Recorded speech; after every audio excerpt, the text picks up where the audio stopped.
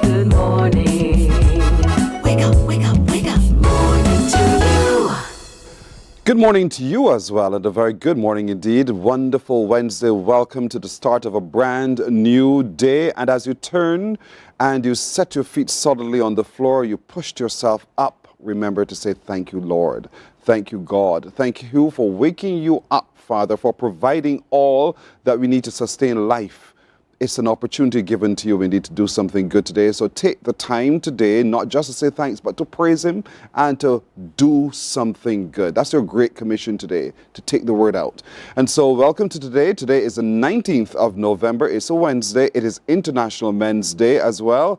And so to those of you watching on our streams on Facebook, YouTube, or our website, cbc.bb, we say Happy International Men's Day to you. To all the men every which way, raise your hand and roar, boys. This is our day. We don't get a day for ourselves often. You know, women take over in many, many ways, and they celebrate.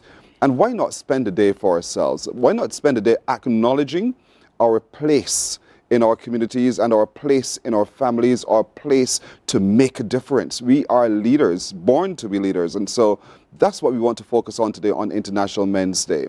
To those of you who have an idea or know of something or someone whose story we have to tell, simply send us an email. It's on your screen. That's the email address. It's morninbarbados@cbc.bb. And to you all, we say thank you for doing so. To all men, happy International Men's Day. I hope that as you walk the road today or as you engage in business, as you do all of these kinds of things, and you see another man, you say, Happy International Men's Day, bro.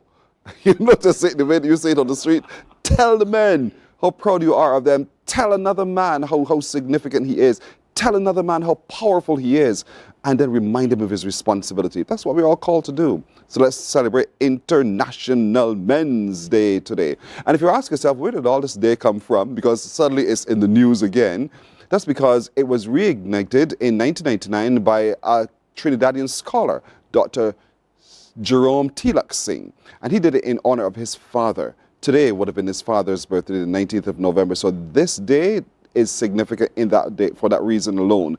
But for this reason alone, that it's a day that we celebrate as men, it is even more significant. So there's a lot of significance we will pay to this day today. So much so that we'll be taking a look at some of the positive roles played by men in our society when we have a little round table with a group of people who will share with us from their perspective what their organizations are seeing, including the church, as a matter of fact, because the Pentecostal Assemblies of the West Indies are having a significant encounter this evening that we cannot miss. And so we'll give you more details about that in just a little while. Everyone's favorite network has launched some significant activities, and it's quite a milestone. They'll join us this morning as we get to know what are the benefits to be derived therefrom those activities launched by Digicel. Also, what does femininity in leadership look like, and what does it mean, and why are women encouraged to exercise their femininity in leadership? We ask those questions as well when we're joined by a business coach. She'll hopefully have all the answers to quell our curiosity where that's concerned. The Archives Department is preparing for a mega genealogy marketplace. We'll tell you when, where, and why, and what are the activities engaged in on that particular day. And today, we'll hear what to expect tomorrow in a public lecture on memory, truth-telling, and inscribing women's agency into text. And yes, it's our day, fellas, but don't you worry, we can cover a whole host of things in one day. And so that's what we're looking forward to today. But let's get started by telling you about what's happening this evening at the People's Cathedral. That's when men are called on to roar.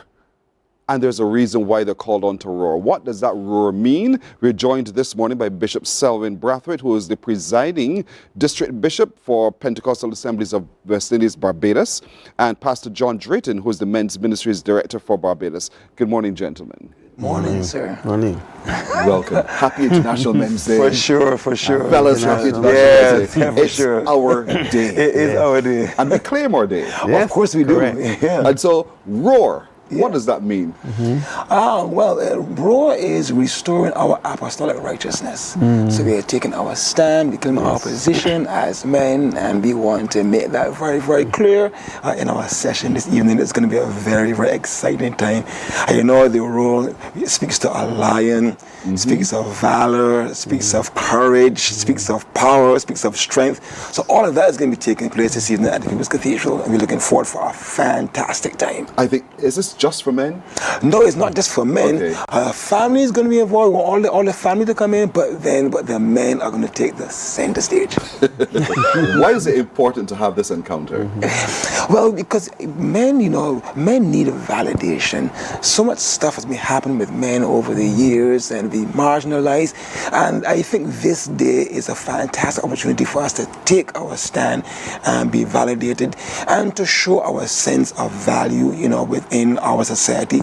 And of course, if we look at Jesus, he is the perfect man, and every opportunity we can get to promote him and his contribution, his character, his courage, we take that time. So as we look at this session, Jesus Christ, of course, is going to be the spotlight, and then he is the one that we model our lives after. So we are looking forward for a very, very powerful and engaging time as we look at this whole thing of men beginning to roar once again. But understanding his role and responsibility in the hierarchical structure of the family. Because oftentimes society wants to redefine what a family looks like. But the reality is a family is still a family as designed by God. And so the man has a significant role to play. Will that be a part of the emphasis today so that the man understands and accepts his role? Of course, that has to be a very, very vital part, especially within the family. And we have to do a lot of re-education because, men have grown up in different situations. And I think, and the church is always a teaching center. So that's an opportunity for us to really get back and tell the man where his real responsibility is. And it must, again, begin in the home. If we get it good in the home, it's going to be able to spill out into society. If we have strong homes, we have stronger societies, a stronger nation. So that is going to be a very critical part of our teaching this evening. When we get it right, it brings peace to the home too. I tell you. Who lets live in a turbulent household You where you're closed in by those four walls? Yes, you better believe it. Yes. So that's the whole point. That's the whole point of today, where men come together for this encounter to dissect, define, and rebuild so that we can really, truly understand our apostolic responsibilities. For sure. And that's what it's about. But part of our apostolic responsibilities, John, is also to model the behavior and take it out to others as well. Am I taking it right as relates to your ministry in the men's ministry? For sure. And that's where the emphasis comes now on apostolic and righteousness. And we're calling on men to stand up and be counted and walk the walk. Not just talk the talk, but walk the walk. And we thought it was important for us on this International Men's Day to highlight that men can make a difference. And we believe that we can offer solutions to some of the challenges that men face. And that's what today is all about. And why we choose the word encounter rather than event, an event comes and pass. And an encounter, when you have an encounter, it makes a difference to you the next day and the next day and for a lifetime. It should change you. Yes. It should be memorable and significant. Yes. Paul had one. Well, Paul had an encounter. And he forever lived out the response from that encounter. And that's what you're hoping to have today. Yes, just break down the structure for me so that when we come for 6 o'clock this evening, gathered at the People's Cathedral, how is it going to work? So we thought as an opportunity for men to show forth their gifts. Okay. Right. So we'll have worship. We'll have men demonstrating their gifts, the ability on the instruments, dance. There'll be spoken word, right? But injected in there would be 3 sharp exhortations, and those exhortations are focused on, first of all, asking men to reclaim their passion for whatever God has called them to do. And as you said earlier, we're called to be leaders. And we're called to be leaders in different spheres. You're a leader in your area. Bishop's a leader in his area. Yes. But all of us are not called to these roles, but all of us have different roles. So in those roles, we're asking men to be passionate again about what you're called to do. And then we're asking them to recognize who they are. So in those exhortations, a call for passion, but also a reflection on the authority that you have as a man that has been chosen by God and commissioned by God. And then we want you to walk the walk. So you're encouraged to walk in righteousness. So a lot of us can talk the talk, but when we start to walk, we're not showing forth what we're talking. And that's what we're encouraging men to do. So punctuated in those expressions of the arts will be where we have exhortation. And we're believing that seeds will be sown, and that those seeds will be released, and that they will be able to generate a harvest. Men also have responsibility. Leadership brings responsibility.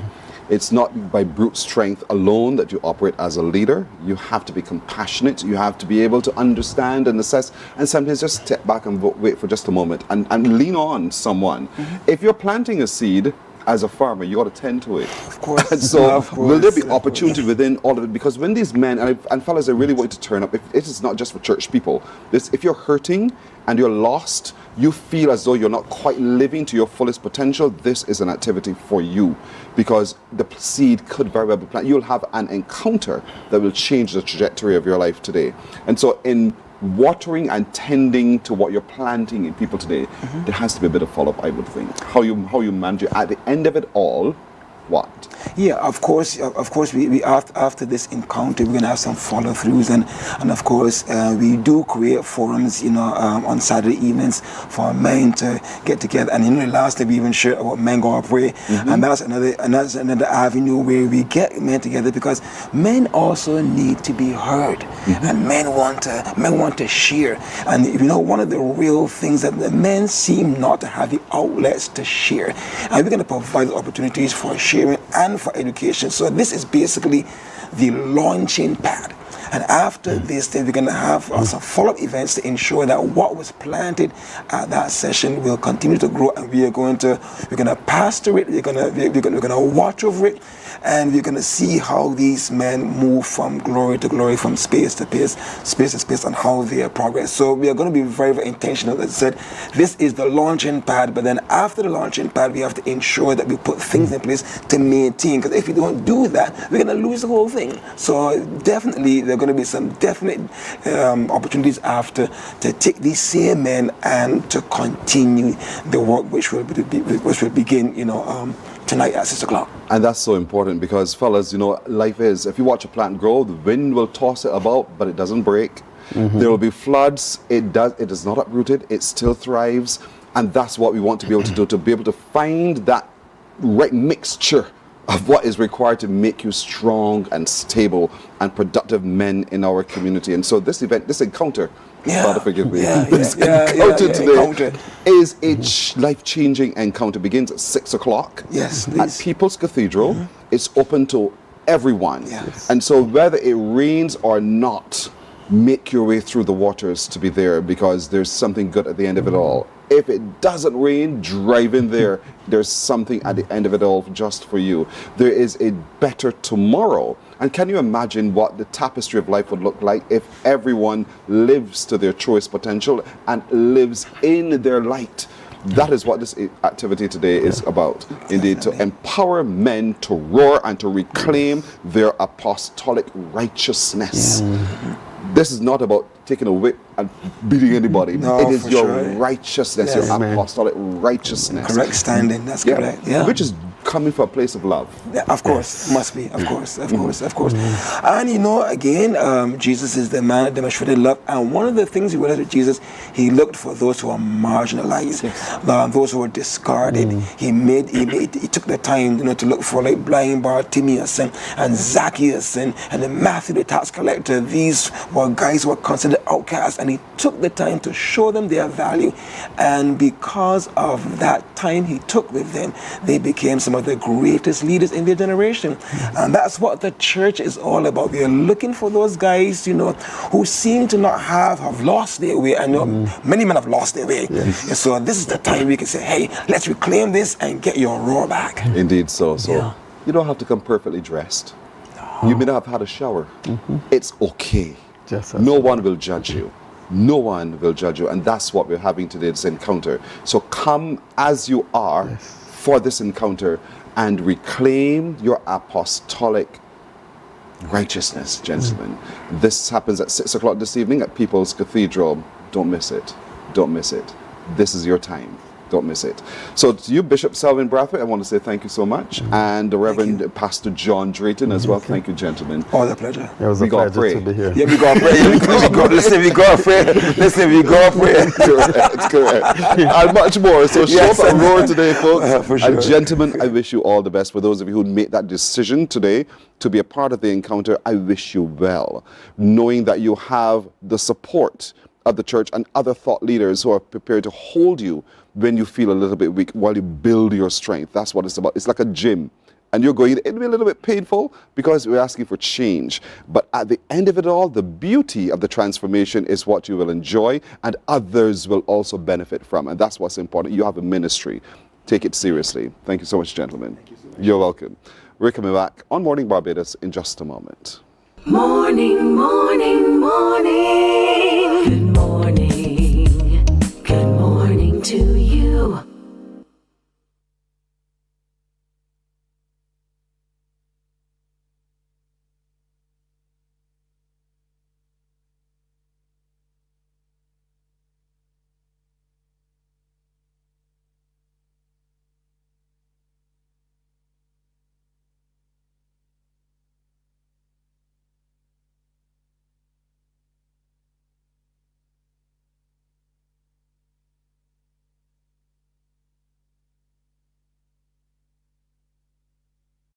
Welcome to Nature's Discount, the ultimate health food store. At Nature's Discount, we have thousands of quality products at great prices. Hi guys, Dottie here with Nature's Discount, and today we are talking about solar ray, microbiome, probiotics, and why you should be taking them. And we have well over 3,000 amazing products to help you get healthy. For your health tips, tune in to CBC TV 8 every Monday, Tuesday, and Thursday for Nature's Discount, sponsored by Get Healthy Incorporated. 98.1 The One, your number one party station. With an audience from 18 to 40, we keep you engaged, energized, and entertained. Choose 98.1 FM, The One.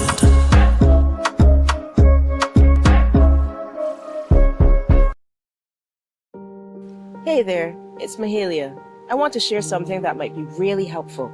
If you're feeling anxious, overwhelmed, depressed, or lonely and have no one to talk to, call Lifeline Barbados. We all face struggles at times in our lives. You're not alone. There's no need to feel ashamed or embarrassed. It's okay to reach out for support. Lifeline Barbados is completely confidential. No one else will know you called. They're there to offer a caring ear and guidance without judgment. And fellas, I want you to know asking for help is a true sign of strength. It takes real courage to reach out. You can also call Lifeline Barbados if you're worried about loved ones who are struggling and you need advice on how to support them. There's a saying, a problem shared is a problem halved, but not everyone has someone they can confide in. That's why Lifeline Barbados exists, to be there for you or someone you care about during tough times. Save this number. Lifeline Barbados is just a call away. Remember, you can reach out whenever you need to talk. Books open your heart, your mind, and your soul. They are educational, entertaining, inspiring, and motivating. Are you an author of a recent book you want to share? Then Mornin Barbados would love to feature your book in our The Next Chapter segment. Send us an email to morninbarbados@cbc.bb. That's morning without the G. Come and let us turn those pages together.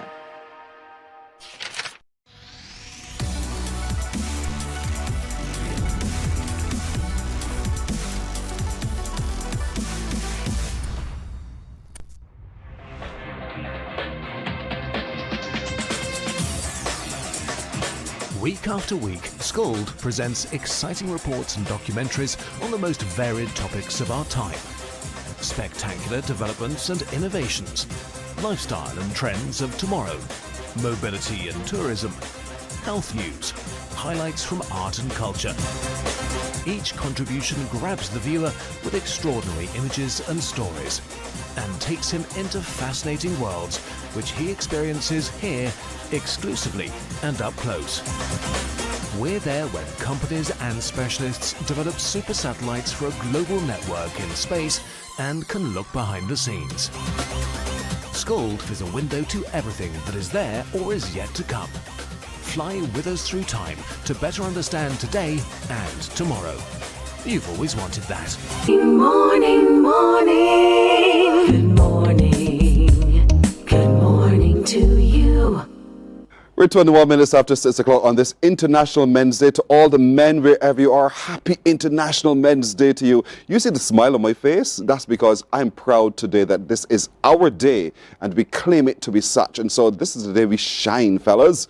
We really, really shine. And in shining, you understand the spotlight that you now have and the responsibility you have to be positive in that spotlight. So get out there and continue to do tremendous things today to make a difference in your families and in your communities. We need you, boys. We need you today really to be as strong and effective as you possibly can. So because of that, we thought today, International Men's Day, we should focus on the positive things that are happening in our community by men and boys as we celebrate today on International Men's Day. So much so, we have the father who was kissed by his teenage son. That's me. Good morning. Fabian Sargent, and you claim that so proudly. Of course, I am supposed to be proud. That was my son. And happy International Men's Day to you. Thank you, my brother. Happy International Men's Day to Barbados. And personally, I want to celebrate you today. You've been doing a fantastic job on Mornin Barbados, and I don't know if you hear it enough, but we really, really appreciate you and your efforts. I didn't give him a cent for that, but thank you so much. Thank you very much.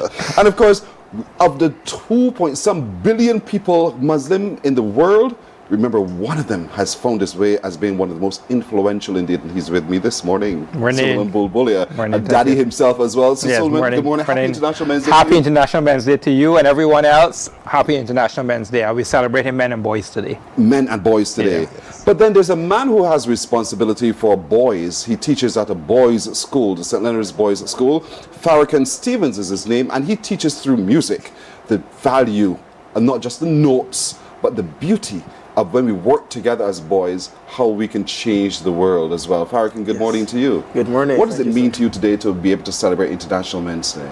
It's, to be honest, is a heartwarming moment. Men and boys have been doing so well. And we don't celebrate it enough sometimes. But I'm glad that we are able to take a moment today to really highlight it. And as long as things continue to go like this, we can see something going even further. You know? I'm going to come back to further into that in a moment. But also with us this morning, are you asking, wait, Rashida, man? The president of the National Organization of Women, Melissa Savory Gittins. Melissa, good morning to you. Good morning and happy International Men's Day. We accept that, thank you very much. But we say the same to you as well, you know, because you have a responsibility as well to encourage women, the women who you have responsibility for, to respect the men in the way that we would want to be respected as well, don't you think? Of course. Of course. Women out there, you know, today we also celebrate men. We have men. We are married to them. There are sons, there are nephews, there are relatives, you know. So at the end of the day, we do celebrate our men, and we do need men to support us so that we can continue the fight that we do. So true. So that's what we're focused on, to the positive things that men do, and then the positive things that are happening in our society to support men. So much so, Fabian, there was a statement you made to us before we went live on the air. I thought was so profound. I want you to share it with our audience this morning, because I think it speaks to the role that us men have with our boy children. Yeah, and that is that we fathers, we are the only men that would want our children to be better than us. You hear that, folks? Yeah. You hear that, fellas? You hear that, fathers? Say it again. We fathers are the only men that would want our sons, particularly in this time, to be better than us. And that's because we live in a competitive society where I don't care what you're mine, you're not my blood, and so we want to compete with you. But the father never competes really with his son. He just wants to see his son grow to be great and greater. Correct, and it's important because sometimes sons feel that we fathers are hard on them. and they do not understand what we do, you know, and our roles and our responsibilities. And it's important that we let them know we do this out of love, you know. If it is that we have to discipline, if it is that we have to maybe take away something from you, it is because we see something that you have not seen, or we've walked the road that you have not walked as yet, and we don't want you to fall into those traps, you know. And it's about protection, you know. It's about being that protective person who guides and directs his sons, you know. So today as we celebrate men, you know, we also want to celebrate our roles as fathers, even though there's a Father's Day, but we still also want to celebrate fatherhood because that's a big part of who we are as men. Culture dictates oftentimes how we respond. Yes. How do you see our culture changed over time in a positive way that would encourage that kind of respect for men, that kind of desire by men to support other men and their boy children? Listen, I attend all of my son's extracurricular activities, and I'm at the aquatic center. Sometimes when I look across the stands, I see more men than women. Wonderful. You know, when I go to school events, I look around and I see fathers being present. When I go to medical facilities, I see men being present with their children along with their spouses. Like, the culture has changed so much that men are being present a lot more. It just needs to be acknowledged. Additionally, men are also reaching out more for that psychosocial support. You know, men are reaching out for counseling. Men are saying, you know, I'm going through something, I need to talk about it. Men are saying, well, I have a family, I definitely want to support this family. How can you help me find a job? How can you help me chart my career path? How can you help me, you know, generate some income? So, you know, the culture has changed. Men are not laid back. Men are being a lot more involved in family. So that is what we really, really need to see. Yeah. I stood in line at a restaurant, fast food, on the weekend, and just ahead of me was he had to be in his 20s or late 20s or so with his toddler son. And you know, how women tend to snuggle into the child's neck and that kind of thing. He was doing that with his son. And I just stood there and watched. I thought, this must mean so much to that little boy. Yes. To know that daddy loves me so much that he's not ashamed in public, as I know your son has done to you, to snuggle with his son. Yeah. And I was just watching them with so much pride in my heart to watch that encounter. And I think us men today have to see that itself is also a strength to have. It is not a weakness. It's not something that you have to hide to do. And so we're looking at all aspects of all of the positive changes of men through time, and that is one I really commend. A father who lifts the child onto his bicycle, rides him to school, my little man, and he's gone back for a bit later in the afternoon. Those things are important. But at the cultural perspective, Suleiman, because part of what your culture is, what is the approach to being a man and being a father in particular as it relates to boys in the community? So carrying on from something that Fabian said, that the father is the one that wants his child to do better than he has done. And that comes from being a role model. You have to be a role model. You can't just say and don't do. You have to do and you have to say, because your children are looking up to you for guidance, for leadership, as a parent. And so as a role model, we have to be that. So we have to be everything that you just mentioned, all the positives. And I'm glad to hear that there are a lot more fathers now playing the role, going out to sports, going out to activities. I used to do that with my kids as they were younger. We have to be involved in their lives and be that role model. We can't just be telling them do this and we are not doing it. We're doing something completely different. So in our faith, it teaches us that the parents, both mother and father, but especially the father, they have to be a role model for the children and to be in part of their lives as well. I mean, if I'm going to prayers, I'm taking my kids with me to prayers. If I tell my kids to pray, I have to be praying too. I can't be not praying and telling my kids that they have to pray.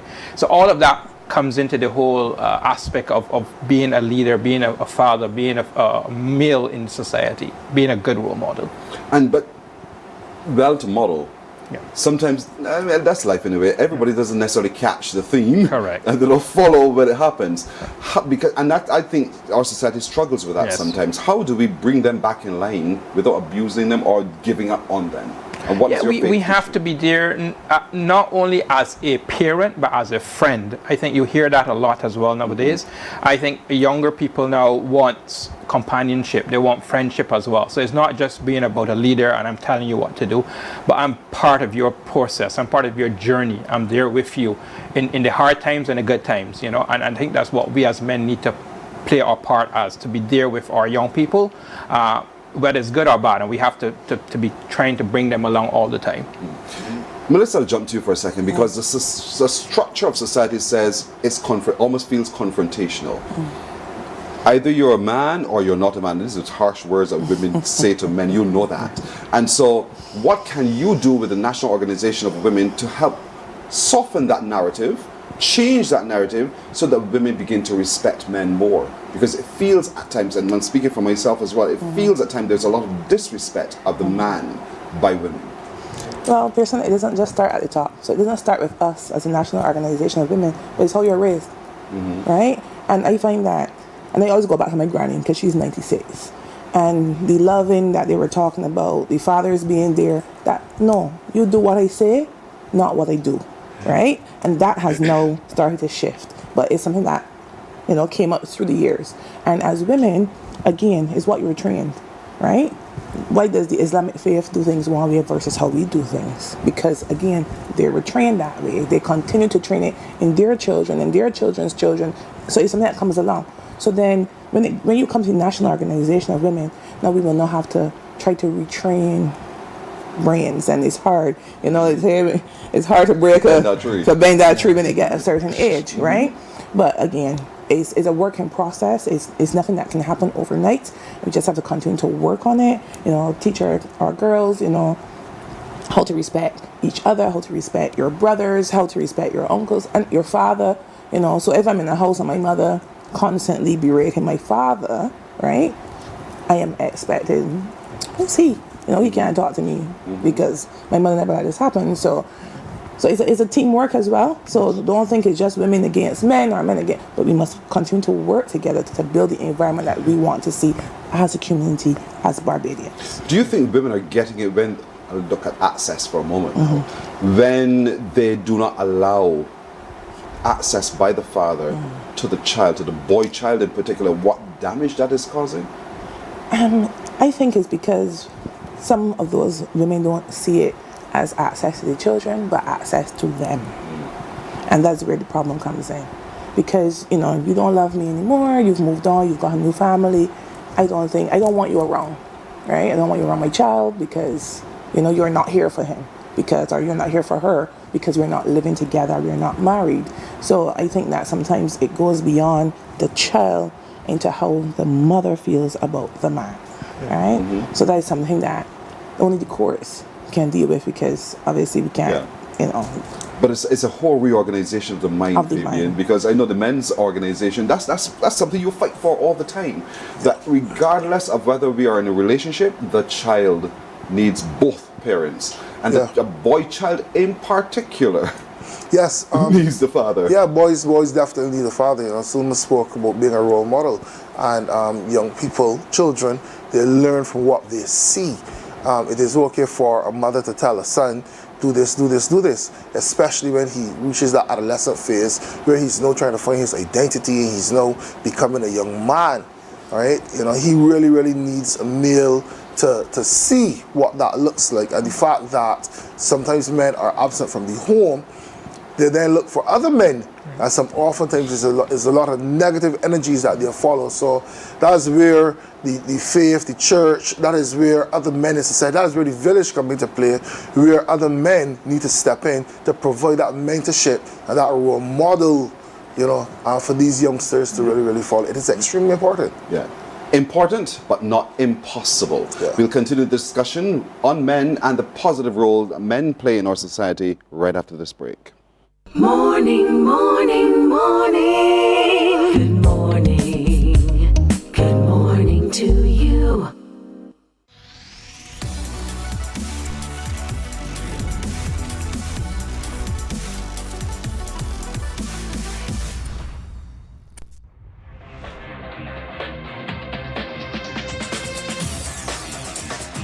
Week after week, Scold presents exciting reports and documentaries on the most varied topics of our time. Spectacular developments and innovations, lifestyle and trends of tomorrow, mobility and tourism, health news, highlights from art and culture. Each contribution grabs the viewer with extraordinary images and stories. and takes him into fascinating worlds which he experiences here exclusively and up close. We're there when companies and specialists develop super satellites for a global network in space and can look behind the scenes. Scold is a window to everything that is there or is yet to come. Fly with us through time to better understand today and tomorrow. You've always wanted that. Scold, a look into the future. Our world today. Morning, morning, morning. Good morning. Good morning to you. 24 minutes to 7 o'clock on this International Men's Day. To all men again everywhere, happy International Day, Men's Day to you indeed. One of those men who looks and models every single day for boys. What is positive is Farrakhan. And so Farrakhan Stevens from the St. Leonard's Boys School, though a music teacher, you have a responsibility. And because you are in a very good incubator, because there's only boys that you're engaging with now, let's talk a little bit about how it is to be positive in an environment where there's testosterone, there are other societal challenges, and all of that confronting you every day. Yeah, well, one of the good things is that my subject area is one that you can easily find the marriage between behavioral management and development, the setting of clear expectations, the establishing of a routine, all of those things, they play a part together, and they kind of shift the mental away from the negative things and bring them into a positive, like you're using the energy, because that's one of the main things, the energy that these boys have. They need to be put somewhere, right? So when they're able to put that into music and the positive reinforcement they get when they actually do something right, it continues the cycle, you know. And I always say the boys just need guidance and support. So being in a position to provide that, prior to being at St. Leonard's Boys, I was also at the St. Cyprian's Boys School that you have seen the rise in recently. Their choir doing excellent stuff as well. As we all know, St. Leonard's Boys School choir is a household name. Internationally, we have a steel orchestra that is punching, a pop band as well. We have been doing things. We've been entering like jingle competitions, and we've actually won some competitions recently. The Barbados Cadet Corps 120th anniversary jingle that was created by the boys at St. Leonard's, the Ministry of Education, the school attendance jingle that you'll be hearing at some points, that was also a part of St. Leonard's, you know. If you want me to say congratulations, congratulations. Thank you. I affirm you, my friend. Yeah, yes. And these are the things that really need the spotlight, you know. These are the things that need to be highlighted, and the positive reinforcement can't only come from a one man to man. It has to be from everybody. Whole society. Yeah, whole society. And just as was said before, there are some awesome men out there, but I find that we have taken on this hands-off kind of approach, you know, and more than ever now, we need all hands on to continue, you know, to build the cycle into a better cycle. I remember well in secondary school, and you know, your body's changing. So when you're out to play, you're going to sweat. Yes. And your sweat will have a different flavor. And I remember after PE, we were out doing our stuff on the field. We walked back into the classroom to a female teacher who responded negatively to that. It took the deputy head, a man, to come and say to her, no, these are boys. Boys will sweat when they go to play. They're not sitting around in rooms like girls. And so when that happens, this is what to expect. And don't deride it at all, simply because it's part of rite of passage for the boy as well. So from where a woman sits, Melissa, and I'm not attacking you, I'm just saying, how do we begin the process of re-socializing a woman's thinking that she understands what a male child is, what a man is, and what he brings, and how different he is from the girl child, and to respect those differences? Parenting. I mean, you know, we always talk about parenting classes, and I think it's something, because who trains you to be a parent? Nobody, everybody, you just get pregnant, you get a child, and you have to figure it out. Either you figure it out based on how you were raised, or you figure it out just by trying to be better, trying to be different based on what you learn. So again, it starts from young, and you have to work all the way through. Your courses, it's hard to change and to bend that tree, at a later age, but you can, right? We try to teach. We have on numerous of things happening. We are asking people to come, right? We try to find people where they're at, but people come to us to get the information. Mentorship as well. Sometimes another woman, mentor a woman, teach her how to, be the right parent, how to, honor her children, honor her men in her life, that kind of thing. So again, it's a societal approach. It's not a one. But I think that the problem, going back to what Farrakhan says, is that the hands were off because I can't tell nobody tell nothing. I ain't want nobody cuss me out. So the society has changed as a result of that because nobody wants to get into conflict with anybody else. My grandmother would tell me if she passed down Miss Pearson's Road and don't say good morning, by the time she get home, her mother doesn't hear about it and she in problems. But that has changed. Everybody closes their window now and keeps to themselves to ensure they don't have that conflict. And I think that's where the problem is in society. And we can never reclaim those good days? It's going to take a process. The same way it took a process to lose them, it's going to take a process to so we begin that process today. We begin that process today. International Men's Day, we will be the change we want to see, gentlemen. Correct. We want to be the change. And so, the cocoon, Sullivan, because I want to look at all of this within the context of your faith as well, and how your community exists. And I'm saying because there are lots of ignorance existing in our society about how Muslims behave, how that society is structured in such a way that there's the hands-on. Who guides the boy child in your community? Generally, it's the father. Once the dynamics of the family is like that, but you do have dynamics in some families that the father is not present for whatever reason, so the mother. But we also rely a lot on extended family. So the extended family also plays a role a lot in our faith, in our culture, where you have grandparents, you have uncles, you have aunts, the extended family is all part of the process. And I think that's where we need to also get back to in our society, where it's not just a nuclear family, where the immediate family plays the role. The extended family has a role to play. We talk about grandparents and we talk about uncles and aunts and cousins. How do we all get involved in our family relations? And again, it's a society that is saying, let me hands off. So even in families, there's that hands off approach, right?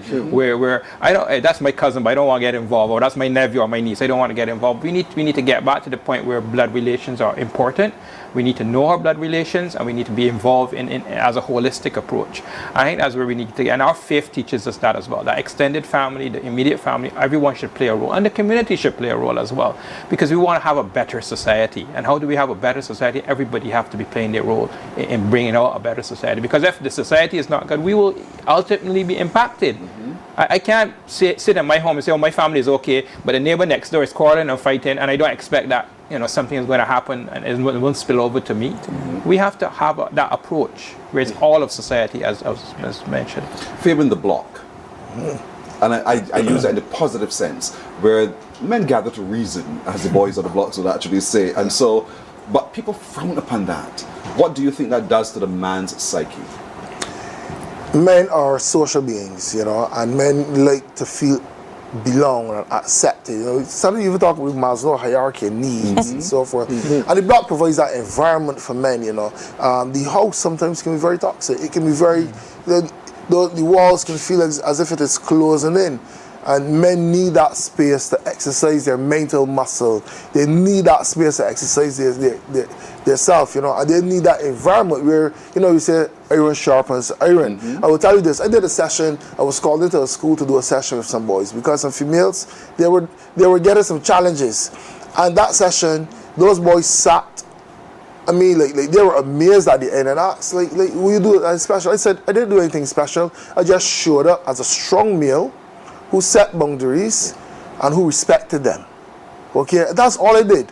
And I had those boys' attention, lock, stock, and barrel. You understand? And that is what we may need to do. We need to create that space where boys feel accepted and loved and also a space where they feel validated. We need to validate ourselves first, because if we don't do it to ourselves, it's difficult for us to encourage other persons to do it. So I want to encourage men on this International Men's Day, validate yourself, say something good about yourself, celebrate who you are, and then it makes it easier for you to celebrate others. And those persons, those boys that are looking on as role models, for a role model, they will also find it easy to replicate such behavior. That's such a good point on which to end, but I don't want to end yet. I have a question for you. Is it possible for a woman to be an effective single parent? Yes, I would say yes. And in the absence of the male figure? In the absence of that male figure, because we're going back to what Suleiman said, what he agreed with me on, family, support, safe spaces. So once that single mother, right, because her husband could have passed away, there could be a number of reasons why she's a single mother, so we're not going to cast judgment on her, but can she raise a boy child? Of course she can, but again, with the support and the help of society, like a man like Farrakhan Stevens, because I have a son at St. Leonard's, and the only person he talks about all the time is this gentleman here next to me at St. Leonard's. Sorry, he talks about him all the time, right? And so he sees him as that positive role model in his life. So so it doesn't have to be at home. It can be at work. It can be at school. Once that positive role model is there, somebody you can look up to, and you can see that they're trying to even help guide you. Over. Yeah, I can testify to that, actually. I can testify to that. I actually did come up in a single parent household. It was just my mom and the support of a few good men, the men in the church, Mr. Pernell Farley. He took me from school, brought me up, made sure that I ate, and he's had that influence on my life and that guidance. He's one of the people that sometimes if he says jump, I would jump and then ask where to land, because he has never guided me wrong. And there are so many men like that. So although you may have single parent households, I totally agree with Melissa, where the support from the community and the people around really plays a vital role. Thank you for your confession. Thank you so much. Listen, I got it. They tell me how to rap. I would love to talk about this forevermore. You guys have been brilliant. Happy International Men's Day. Fabian Sargent, the president of Men's. Suleiman Bolbolia, one of the outstanding, most influential people in the world. Indeed, beating up billions of others, indeed, for this designation. Farrakhan Stevens, who is a teacher of music at the St. Leonard's Boys' School, himself having been mothered and fathered by his mother, but still has strong male influence. And Melissa Savory Gittinze, president of NOW. Thank you so much all for joining us today. Gentlemen, now we understand our full responsibility to self, to those who we have given birth to, and to our wider community who we've not yet given birth to, but believe me, they need us men. And so men, let's today get up, roar, and get on with the task ahead. Thank you all. Thank you. You're welcome. We are coming back in a moment. Morning, morning, morning. Good morning to you. Our world today is not the world God wants it to be. One of the reasons, which will surprise many, is that our planet, its governments, and its peoples are all living under the weight of Satan's rule. From the beginning of mankind's existence to today, human history is the written record of what it means to live under the rule of the devil. Yet that rule is coming to an end, and what a difference that will make. Every Sunday at 9 a.m. on CBC TV 8, tune in for Tomorrow's World, sponsored by the Living Church of God. Some ask, what makes Barbados so special? We at Mornin Barbados say it's you, our exceptional youth. You are talented, resilient, and inspirational. You are the epitome of the Barbadian spirit, testing the boundaries of your creativity. If you are an entrepreneur, artist, baker, designer, author, or have done anything you think should be highlighted, email us at morninbarbados@cbc.bb. Let us show the world our exceptional Bajan youth. From the beautiful shores of the gem of the Caribbean, Barbados, home of the amazing Harrison's Cave, the tantalizing Oystins Bay Garden, our historic garrison, the indigenous road tennis, and the friendliest people in the world. We are 94.7 FM, the ultimate Bajan experience. There is a saying, you can find a Bajan anywhere. Are you a Bajan living abroad? Or do you know of one who has migrated to another country? Well, we at Mornin Barbados would love to have you or them on our Bajan Affair segment. Share your amazing stories, experiences, and how you have adapted to a new culture. Send us an email to morninbarbados@cbc.vb. And together we will travel the world.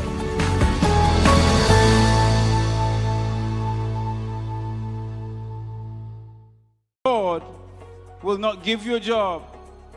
God will not call you to do something and then not give you the capacity to have it, to make it happen.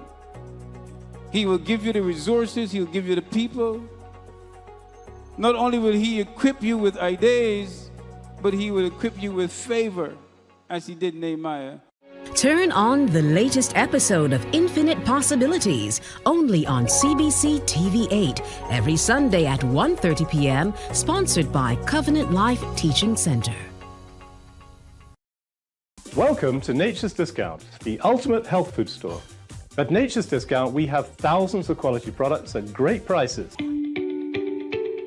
Hi guys, Dottie here with Nature's Discount, and today we are talking about Solar Ray, microbiome, probiotics, and why you should be taking them. And we have well over 3,000 amazing products to help you get healthy. For your health tips, tune in to CBC TV8 every Monday, Tuesday, and Thursday for Nature's Discount, sponsored by Get Healthy Incorporated. 98.1 The One. Your number one party station. With an audience from 18 to 40, we keep you engaged, energized, and entertained. Choose 98.1 FM, The One. Good morning, morning. Good morning. Good morning to you. Everybody's favorite network is going places and doing things and bringing value to everyone's lives in significant ways. So much so that just yesterday, they broke ground by announcing a wonderful initiative that they're embarked on. And so the Chief Executive Officer, Natalie Abrams, is with me. She's brought along with her her Chief Technical Officer, Sherrod Aline, and one of those partners in the change that you will begin to experience just now from Digicel, from Caban Solar, is Alexandra Rash. Good morning to you. Morning. Good morning all. So, CEO, what's going on? What's all of this wonderful work that's happening at Digicel? Well, I did say to you the last time that Yes, I was you did. here, stay tuned for more exciting news from Digicel. So it's always a pleasure to come by and talk about our promotions and things we're doing with our customers. But today we get to talk about what we're doing for our customers and for the country that we operate in. So we take that role very, very seriously. And we are future-proofing our networks. We have two announcements, which is our brand new partnership with Caban Solar in Barbados. And I know Alex will talk a bit more about that, where 60% of our sites are going to be turned over to solar power, right? And our second initiative is that we have started our rollout of a 5G plus network. So two big pieces of news from Digicel today. And the rollout of 5G plus, not just 5G, but a 5G plus network brings value in a significant way. What kinds of values do you see it being able to deliver? Well, 5G is the next generation network. So for our customers, it's going to mean faster speeds, it's going to mean less latency, better streaming experience, a better data use experience. It really is future-proofing the Digicel network for additional technologies. Sherrod is probably best placed to talk about that. It's his baby. Yeah, but you see, the rest of most of the international world has gone in that direction, and some days it makes it difficult for us to be able to connect in the same ways that they do, or experience the internet connectivity as they do. But here now, Barbados, little Barbados, 160 square miles through Digicel, is meeting the rest of the world just where they are, and that's what I think is part of the value that we bring here to this initiative as well, where we are functioning top end with the rest of the world. And so the clients of Digicel now have not just the option, but it literally is coming to you, ladies and gentlemen. So with the launch of the announcement yesterday, that means that all it now Some of our customers are already experiencing 5G. Absolutely, absolutely. So Sharon, what can we say that we are experiencing that is so different for what we've experienced before? Well, as Natalie already said, it gives customers a lot more bandwidth. It gives them more lower latency, so the applications that persons are accustomed to using, they'll be able to experience, like, your Netflix and stuff. You'll get higher quality streams. The things that you're accessing on the internet, you'll be able to access it at a much faster rate. The example I'd like to give is almost like you have single lane traffic, and now you're is a case where you have how many lanes? Exactly, right? It's like 10 lanes actually. But yeah. So all of that traffic now has a much wider highway that you can travel down in I'm order going to to. steal that analogy. I like it too. I like it too. And if the road is clear, as it will be with the 5G plus, it means that you can get to your destination so much faster as well. And that's the whole point to what Digicel is doing. And it's rolled out already. There's some clients who are already experiencing it. Absolutely. With every change, there's some things that one may have to do to get ready for that change. Talk to the client right now, the user of Digicel's service, because they might say, but my phone that I use, my box that I have, my TV might not. Are those fair questions that they might have? Yeah, it is a fair question, and most of our customers will be able to experience it, the ones that have the popular phones like the iPhones and the Samsung, and it would just be a matter of once you have a phone that is within the last few years that's actually 5G capable, you'll be able to just turn it on. Some persons might have their phone hard set to 4G. You might just have to go in settings, change it to 5G, and you'll be able to experience it. And in some cases, there are some. Go ahead, I'm listening to you. There's some other model phones that the manufacturer actually needs to push an update, which will come in time very soon, so that they'll be able to also experience the 5G. Because everyone gets excited at this. I know everyone is excited about this. After all, it's everybody's favorite network. Yes. And so, in doing so, just to be mindful that there are some things you might have to do as the individual client, but there are things that should automatically happen as well. Correct. And we'll have instructions we do already have instructions on our website on how to check your device to see if it is indeed 5G compatible, and if it is, what to do, and if it isn't, what you can do. Let's talk about this partnership now. Solar, 60% of our sites, of your sites will be powered solar. And I like that. I'll tell you why. You see these rains that we're having? Sometimes the network goes down or the electricity fails, and so the grid doesn't quite work. Solar kicks in because of the nature of how it works, right? And so this now brings an added benefit, I suppose, for Digicel in times of emergency. Well, for Digicel, yes, but more importantly for our customers, right? Keeping them connected in adverse conditions, making sure that our network is up and running and supporting what customers need. In addition, we are committed to aligning with the national policy on transformation for 2030, mission transformation. And in our ESG report, our most recent report, we talked about a commitment to more sustainable technology. And so this aligns really with all of those objectives. This is fantastic. Alexandra, it's at you now, because what is your role and your business responsibility to this mission that Digicel is on? Absolutely. Well, first off, good morning and thank you for having me. So Caban is a US-based company with operations across the Caribbean, Central America, and South America.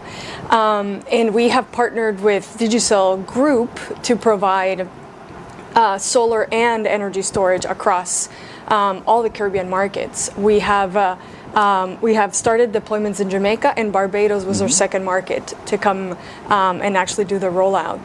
How the systems operate and support the Digicel network is Caban actually becomes primary source of power on the site. So you will be experiencing completely renewable energy when you pick up a phone. It's going to be powered completely by renewable energy. That is solar and energy storage. So we provide power to the load during the day through solar. All of the excess solar gets stored in the battery packs so that the battery packs actually operate at night continuously with renewable energy. Now, in the event of a natural disaster, of a hurricane, which we've just experienced in Jamaica, the infrastructure will continuously operate without the national power grid. So you will have resilience and you have continuity across the network if there is a natural disaster. And so, Natalie, that means a lot to your clients, to your business people, because we need to stay powered during an emergency. Absolutely. And to know that Digicel puts that peace of mind to us, indeed, that you will stay up simply because of this partnership with Caban, must mean not just in terms of the savings to yourself, but also the what you pass on as benefits to your clients. Absolutely. We also take our national commitment very seriously, and being part of the movement to reduce the reliance on fossil fuels is very important to us as well. So this is part of our ethos and who we are: sustainable technology, a future-proof network, and operating in such a way that our customers are proud to be associated with every Bajan's favorite network. That's a good point on which to end. I want to thank you so very much. This is groundbreaking, ladies and gentlemen. Digicel has gone 5G+. If you have one of those older devices, be patient, or you can contact Digicel, or you can go to the website and read the frequently asked questions, get all of your answers as to how to adjust your network, your phone or your devices so that it is able to be 5G+ compatible.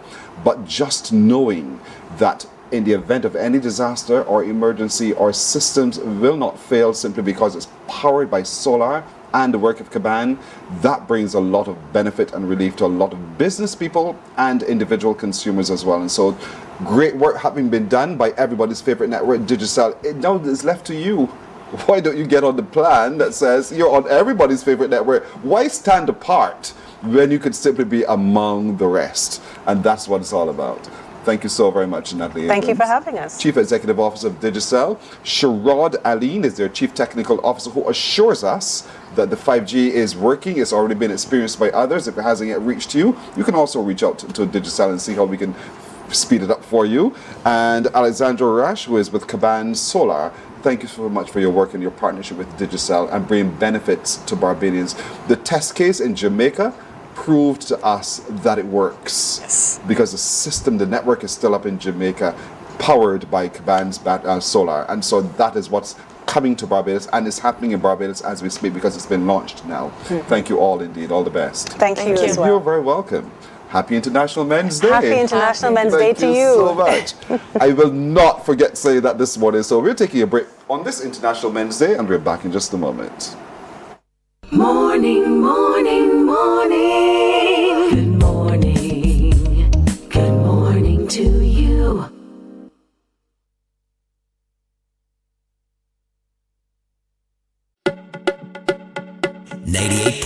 The One, your number one party station. With an audience from 18 to 40, we keep you engaged, energized, and entertained. Choose 98.1 FM, The One.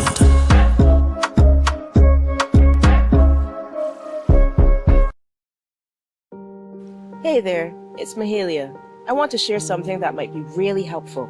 If you're feeling anxious, overwhelmed, depressed, or lonely and have no one to talk to, call Lifeline Barbados. We all face struggles at times in our lives. You're not alone. There's no need to feel ashamed or embarrassed. It's okay to reach out for support. Lifeline Barbados is completely confidential. No one else will know you called.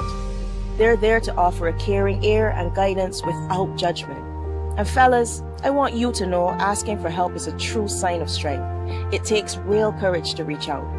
You can also call Lifeline Barbados if you're worried about loved ones who are struggling and you need advice on how to support them. There's a saying, a problem shared is a problem halved, but not everyone has someone they can confide in. That's why Lifeline Barbados exists, to be there for you or someone you care about during tough times. Save this number. Lifeline Barbados is just a call away. Remember, you can reach out whenever you need to talk. Morning, morning, morning. Good morning.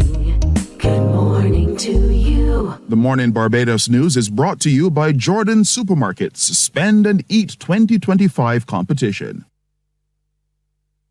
Let's take a look at the news now. The government of Barbados has officially launched the pre-qualification phase of the 50-megawatt Lamberts and Castle wind project, the country's largest ever wind energy initiative. It happened at the Lord Erskine Sandiford Centre. Trevor Thorpe reports. Prime Minister Mia Moore Motley told energy and business officials, stakeholders and partners that Barbados must move swiftly to secure its energy future. She acknowledged that the project has taken longer than hoped, but said it's now firmly on track. Molly added that she's eager to see the turbines finally turning, describing them as a symbol of progress and Barbados' commitment to renewable energy. This is an essential step along the way, as I said. Ed, it has carried us and Roger further than we've ever been, but we are not there yet. And if you know me, you know that I am not going to be satisfied until I see those blades spinning across the flatlands of Lamberts and Castle. And this is a necessary step, but it is not where we intend to stay.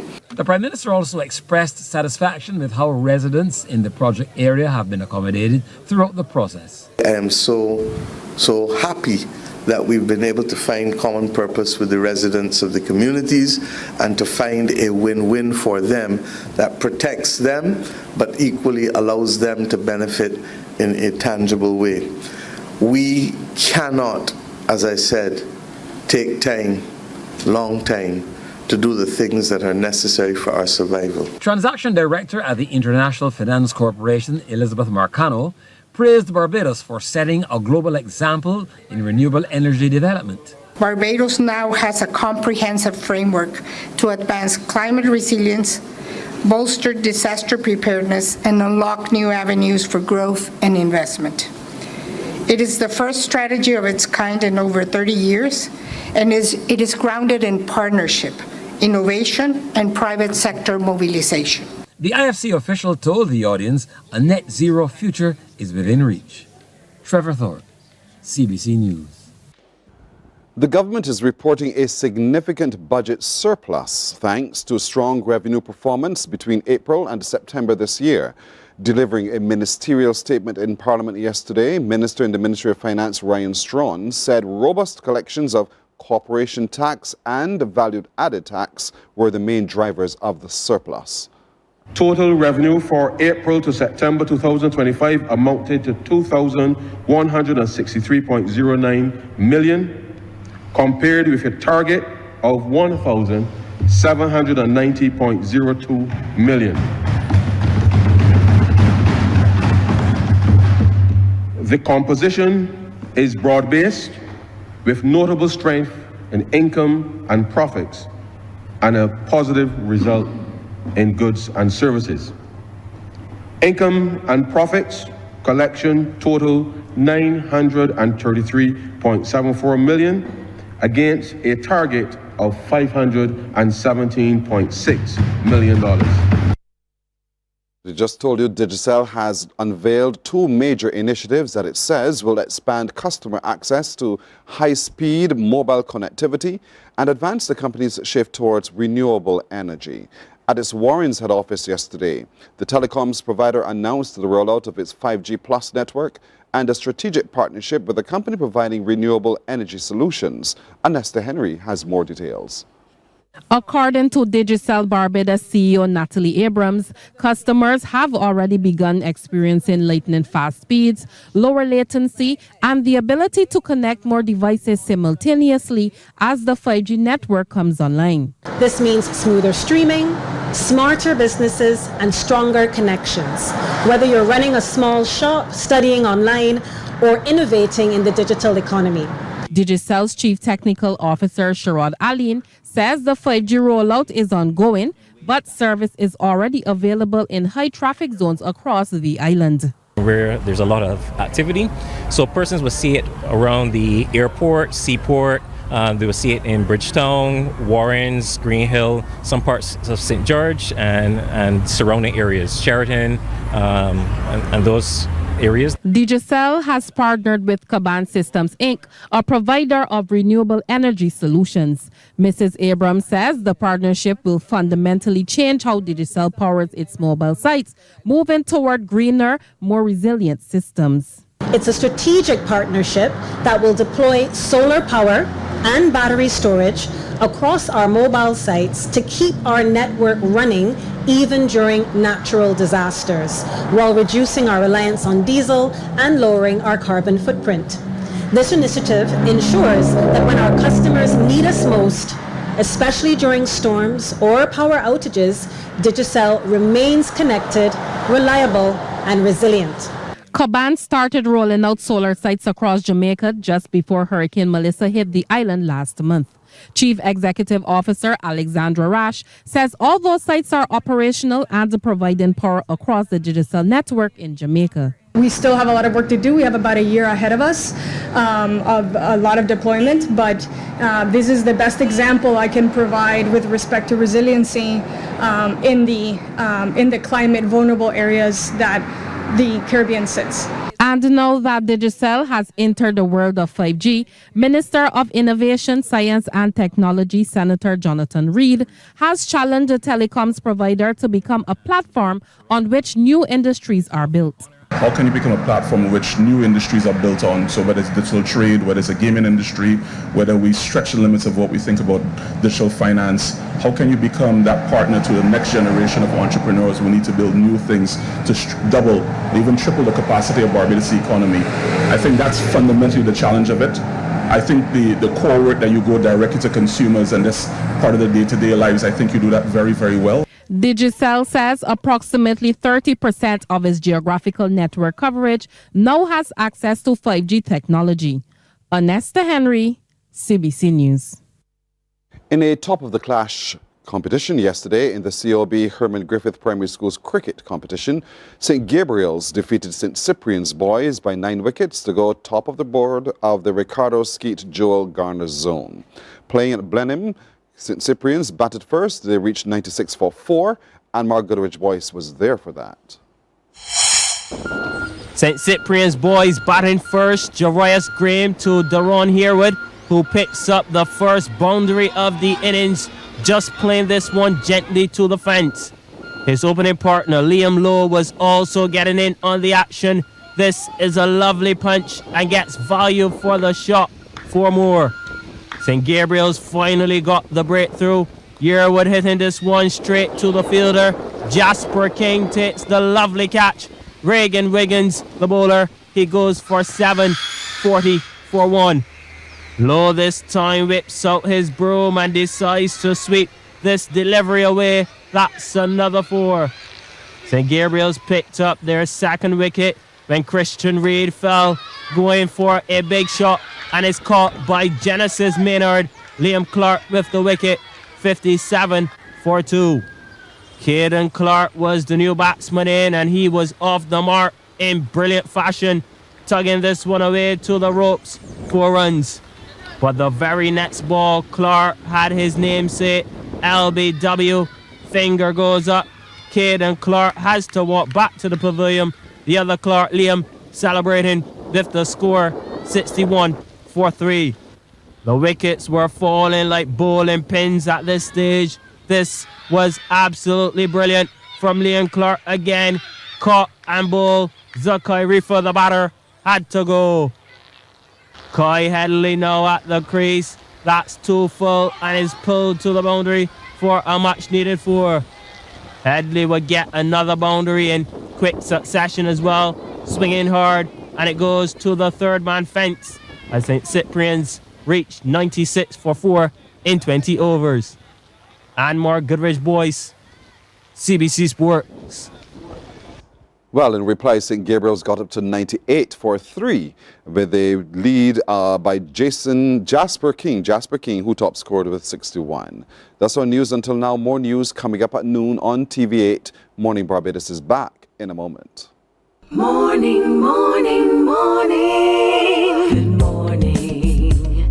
Good morning to you. The Morning Barbados news is brought to you by Jordan Supermarkets Spend and Eat 2025 competition.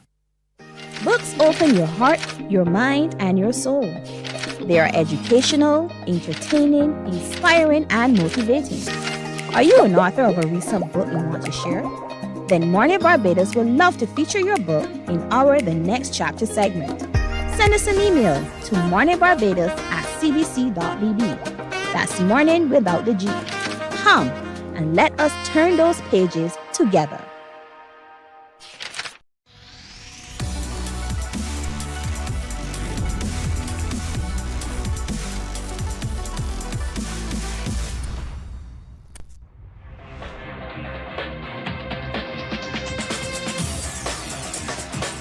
Week after week, Scold presents exciting reports and documentaries on the most varied topics of our time. Spectacular developments and innovations, lifestyle and trends of tomorrow, mobility and tourism, health news, highlights from art and culture. Each contribution grabs the viewer with extraordinary images and stories and takes him into fascinating worlds which he experiences here exclusively and up close. We're there when companies and specialists develop super satellites for a global network in space and can look behind the scenes. Scold is a window to everything that is there or is yet to come. Fly with us through time to better understand today and tomorrow. You've always wanted that. Scold, a look into the future. Our world today is not the world God wants it to be. One of the reasons, which will surprise many, is that our planet, its governments, and its peoples are all living under the weight of Satan's rule. From the beginning of mankind's existence to today, human history is the written record of what it means to live under the rule of the devil. Yet that rule is coming to an end, and what a difference that will make. Every Sunday at 9 a.m. on CBC TV 8, tune in for Tomorrow's World, sponsored by the Living Church of God. Some ask, what makes Barbados so special? We at Mornin Barbados say it's you, our exceptional youth. You are talented, resilient, and inspirational. You are the epitome of the Barbadian spirit, testing the boundaries of your creativity. If you are an entrepreneur, artist, baker, designer, author, or have done anything you think should be highlighted, email us at morninbarbados@cbc.bb. Let us show the world our excellence.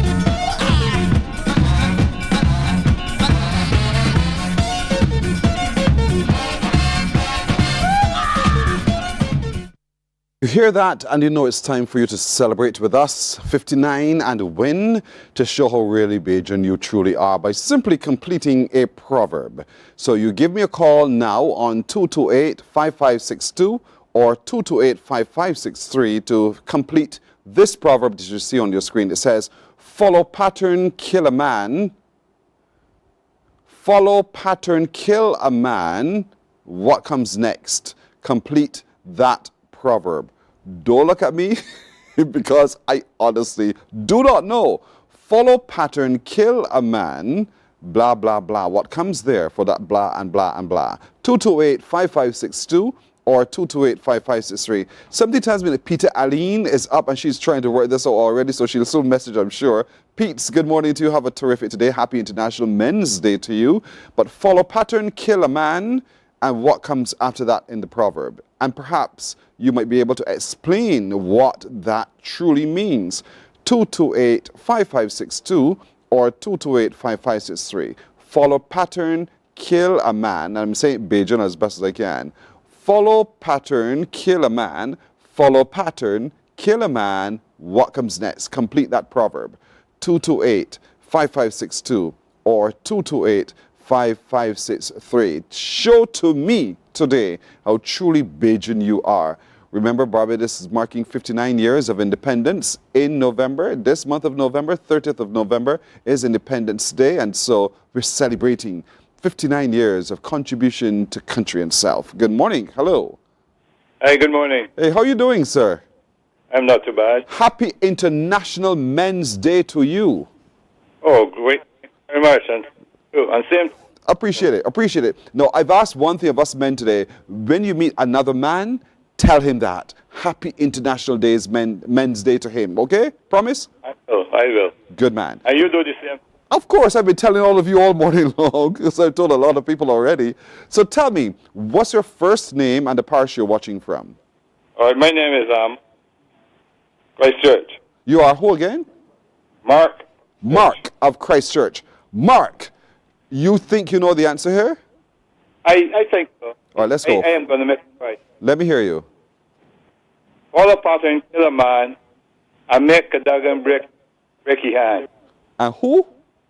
And make And make Cadogan Bricky hand? That's what you said? That's what I said, yeah. What does that mean? I don't know. So, in other words, you've heard this, what you've just said, but you never... I've heard it, yeah. You just heard that? I guess, like, if you're following, do something, you got to be careful in what you don't follow the wrong... Do the wrong thing. When was the last time you heard anyone say that? Follow Patrick Killerman and make Cadogan Bricky hand? Very long. Sorry? A very long. A very long time ago. Now, let's Yeah. see if you're right. Let's see. Is he right, production crew? Let's see. I would take it, though. I would take it. You said Cadogan, but I'll take Mecca Monkey Bricky hand. Well done, Mark. You're good old Bajan, buddy. All right. Have you had your conkeys already for the month of November, Independence? I've got them on order. You have them on order. And when do you expect the delivery of your order? On Sunday. This coming Sunday? This coming Sunday. How many conkeys did you order? I ordered 10. 10 to start? Yes, raisins included. Of course. After all, it's just a stew dumpling. We want conkeys. All right, Mark, you have a good day. Thank you so much. Stay on the phone. Stay on the phone. Right. We have to get more details from you. Mark is correct. And met Monkey Bricky hand. So Mark is right, and that completes our proverb so far. We'll take a break. We're coming back on this International Men's Day with more in a moment.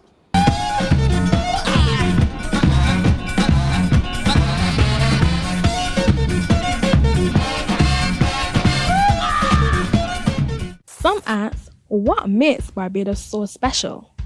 We at Mornin Barbados say it's you, our exceptional youth. You are talented, resilient, and inspirational. You are the epitome of the Barbadian spirit, testing the boundaries of your creativity. If you are an entrepreneur, artist, baker, designer, author, or have done anything you think should be highlighted, email us at morninbarbados@cbc.bb. Let us show the world our exceptional Bajan youth. From the beautiful shores of the gem of the Caribbean, Barbados, home of the amazing Harrison's Cave, the tantalizing Oystins Bay Garden, our historic garrison, the indigenous road tennis, and the friendliest people in the world. We are 94.7 FM, the ultimate Bajan experience. There is a saying, you can find a Bajan anywhere. Are you a Bajan living abroad? Or do you know of one who has migrated to another country? Well, we at Mornin Barbados would love to have you or them on our Bajan Afar segment. Share your amazing stories, experiences, and how you have adapted to a new culture. Send us an email to morninbarbados@cbc.bb. And together we will travel the world.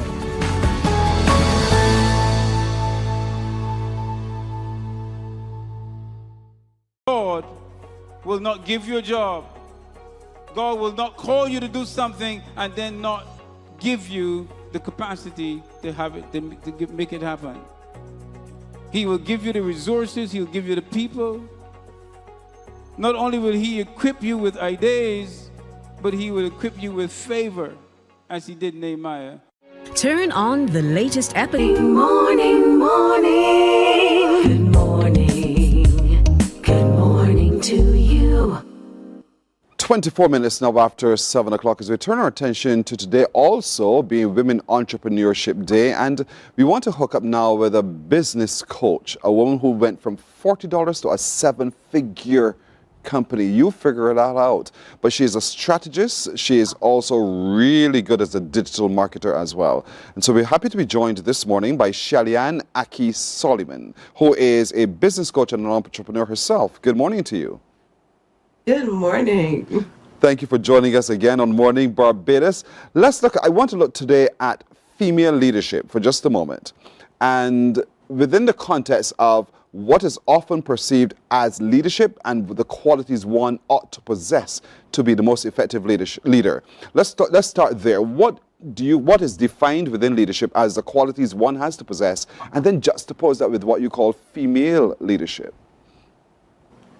Well, first, let me say Happy International Men's Day. Thank you.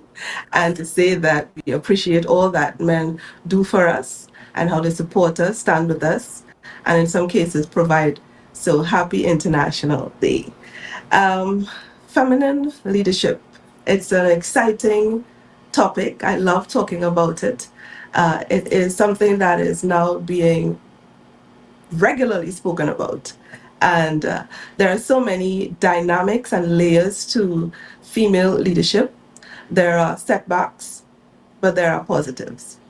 But in the Caribbean, I believe that we lead with a blend of grit and grace.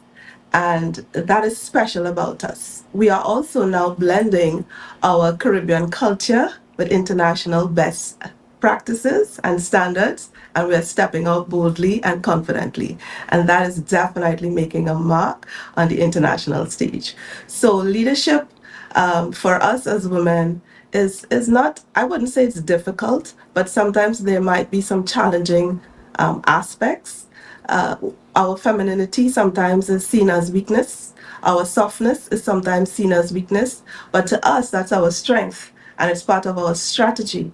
Remember, our grandparents, our grandmothers, they endured some stuff that many women today will not be able to stand up.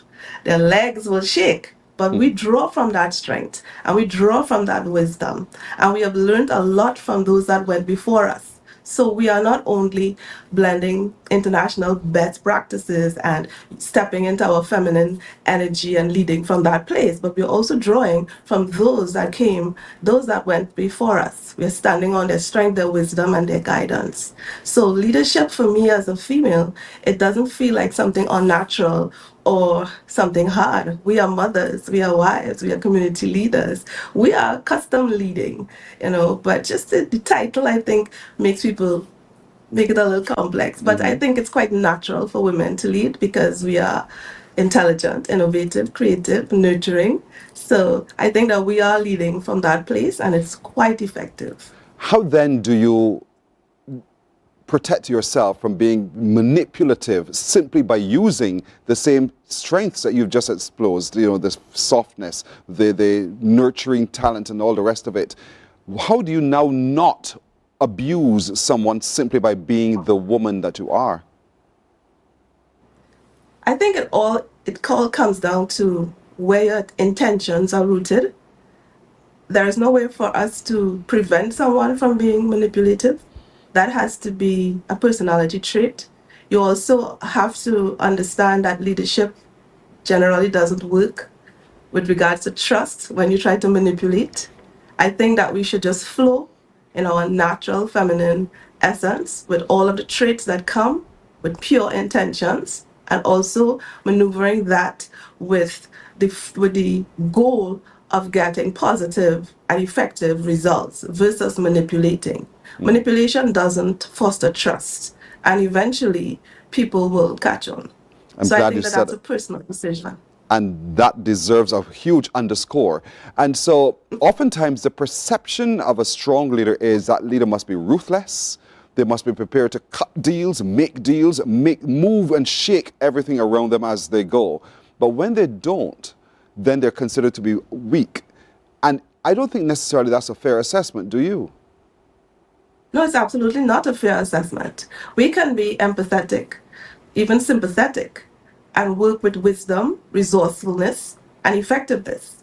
I believe from my personal experience as a leader, the more you show up thinking about everyone involved and in the best interest, making decisions in the best interest of all. Most times, not all times we can do that. But when people see that you have a genuine heart and your intentions are pure and just and honest, I don't think that people see weakness. I think that they see honesty and integrity and business ethics. So it is important for us to hold on to who we are as women and showcase that we can be this way. We can execute successful businesses and lead efficiently and effectively and carry teams that are cohesive and productive and positive, even using our feminine traits without looking weak. But we have to get the buy-in from the community and the team by showing up consistently,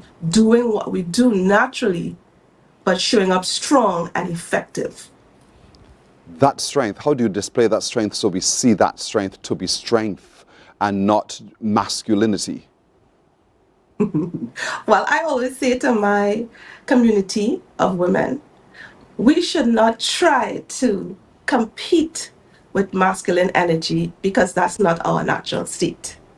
We should not try to walk into a place that was not created for us, was not designed for us, and become combative. So for me, I believe that if we are more collaborative, we listen, we exercise emotional intelligence, we understand when to speak up and when to stand aside, when to collaborate and when to step forward, when to make decisive and accurate decisions and show your strength by not backing down, because when you step forward with your ideas, with your innovation, with your creativity, or even with your decision, you would have done your research. You would have consulted with experts around you to ensure that you are making the best decision. So you don't have to be combative. You just have to be skillful, knowledgeable, and come from a place of expertise. Does that require you then to not see the gender differences? And you know what I'm saying? Not look at this body and think man, or look at your body and think woman, but to see people who have potential, who can help in the process? Would that require that kind of mental shift? We will always see gender. We will always see male, female. But I think when we are operating in a professional space, what we should be seeing is competence. What we should be looking for is knowledge and experience and skill, not necessarily gender. All right? I think that if the person is capable and competent, then that's what we should be looking at. And we should not be biased based on gender. Women have long been known to be wonderful economists. I'm coming to your story for a second, because it said, as I started, $40 to seven figures. $40 to seven figure. That must have taken a lot of grit, determination, and everything you just talked about. Talk to me a little bit about that journey and the move to being from 2 figures to 7 figures. Well, for me, it was 0 figures to 7 figures, because I actually left my job because I wanted to be present with my daughter. I looked around and I realized that my schedule, my roles, my responsibilities, they were pulling all of my attention and energy. They were just drawing from me, draining me. And I looked around one day and I said to myself, well, wait a minute. Even though I'm around, I'm not a present mom. I don't have the energy, I don't have the focus, I don't have the patience, and I felt like I was visiting my daughter's life. So I made a decision to walk away from being an employee and become an entrepreneur. I gave that a lot of thought because I did have the influence of entrepreneurship around me, but I personally was not involved in the day-to-day running of a business. So I had no clue what to do, but I knew it was an option because I saw women around me do it. As I said before, we stand on the backs of our grandparents and our aunties and so on when we saw them doing the hustles, right? To bring in some extra money. So they had small businesses, nothing like what we are doing today, but I knew it was possible. I had $20 actually, and I borrowed $20 from my husband. So that's where the $40 came from. I see. But there was a big why. And the why was to be present with my daughter, as well as I made a promise to myself that I would be successful, I would be financially flexible. And as time went on, I wanted time, location, and financial freedom. So not only did I want time to be with my daughter, I wanted to have location freedom with regards to earning. So that flexibility. My why is what kept me going. I had to be very focused I had to draw all of the resilience and discipline and bounce back spirit that had to be strong for me to take that $40 and flip it into 7 figures. Once I did that and I realized that I did it, my confidence in my ability to build successful businesses rapidly, greatly and rapidly increased. I would tell people it's not about the money. It's great if you have capital, that helps. But if you don't let that keep you back. It all comes down to your willingness and your desire and determination to win. Stop with all the making of all the excuses, the blaming game, the victimhood, all of these things. These things don't work in our pity parties. It doesn't work in our favor. What we have to focus on is strategy, execution, resources. Who do I go to for help? That is the story of this $40 into 7 figures, right? It's not about any magic. It's not about any special strategy. It really is about resilience and consistency and staying focused and keeping that commitment to self. I made a promise to my 10-year-old future self that I will not fail her. And I kept that commitment. I did not break my promise to her. And every 10 years, I make a promise to the next 10-year-old woman. So that is also a big reason why I didn't give up. Whether it was challenging, it was hard, I was crying, I was happy, I was dancing, I was stretched. The why and that resilience, discipline, and focus. You really got to hold on to that and keep moving. Tough talk. But a tough woman who's proven that it is possible indeed. And so there's a lot we can learn from you, Shelly-Ann. So I'm told by my producer we'll be having a series of conversations with you as we help people reshape, particularly the female leader, to reshape within context how she can juggle everything, avoid the burnout, or how to manage that burnout, all of those kinds of things to make the most effective leader she could possibly be. And I think men learn from this as well because the strategy is genderless. But nonetheless, how do we use our own intuitions so that we're able to be as effective as possible? So look out for more conversations with us on this one on Morning Barbados. Okay, folks? Shelly-Ann, I really got to leave it there, but thank you so much again for inspiring us.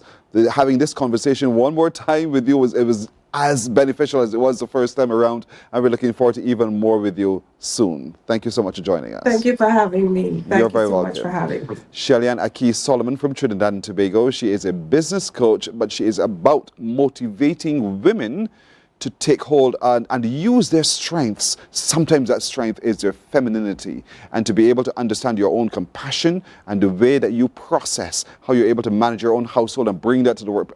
So much more to talk about with her. We'll take a break right here on this International Men's Day, and we're back in just a moment. Morning, morning, morning. Good morning. Good morning to you. God will not give you a job.